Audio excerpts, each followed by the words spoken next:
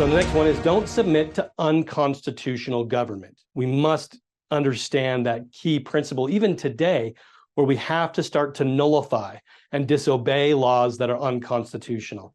John Taylor, even though today we have this culture of obeying the government no matter what, we had very much civil disobedience in our mindset during this time, where he says, I defy the United States, because we are today a kingdom of priests, and it is essential that we submit to the laws of that priesthood and be governed by them in all of our actions.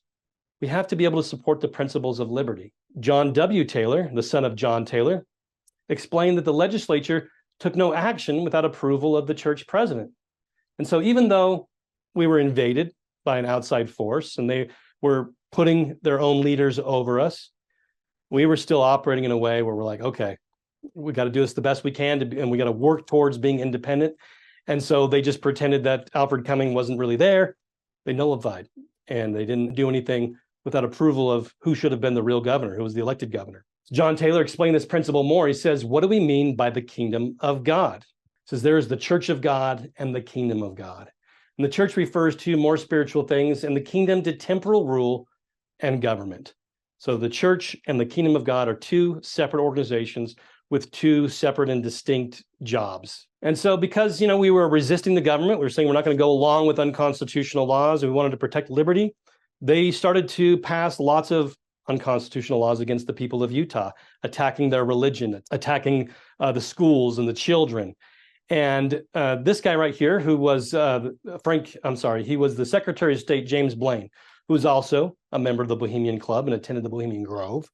And speaking to Frank Cannon, who was the son of George Hugh Cannon, he was kind of the liaison between church leaders and people in Washington, D.C., Frank Cannon being that guy, talking about the Cullum-Strumbull Bill, which was passed in 1889. And prior to that, probably a lot of you have heard of legislation called the Edmunds-Tucker Act, which was going after the church. It disenfranchised the church as a legal organization. The church didn't exist as a legal institution for many years. And the government confiscated its property under this legislation, and its leaders were on the run and put in prison because of this type of legislation. And so, but most of these things just really attacked specifically the members of the church that were living the principle of plural marriage. And so this Cullum-Strumbull Bill that we see here in 1889 went a step further. It said, we don't care what you do, it's what you believe. If you're a member of a church that teaches this, then no matter what your actions are, we're going to punish your beliefs. We're going to say that you can't own property. You're not a citizen of the United States. You can't serve on a jury, and therefore everybody on the jury is going to be somebody that wants to put you in prison. And so going after every member of the Church of Jesus Christ of Latter-day Saints. And so George Cannon was, through his son Frank, was negotiating with people in Congress to get them to kill the bill. And so they were able to negotiate some things in April. This is April of 1890. And they say, coming up real soon, we're going to be giving up plural marriage. And so if we do that, you guys are going to kill the bill, right? So they agree to kill the bill. And James Blaine says to Frank Cannon, wouldn't it be possible for your people to find some way to bring yourselves into harmony with the law and institutions of this country? You are too weak to set yourselves up superior to this nation. Forget about the scriptures and the miracles that were provided, because you guys are just too small. We'll help you this time, but nothing permanent can be done until you get into line, until you start to obey us and do whatever we say. Whenever we say it, we're going to keep going after you, is what this government liaison said.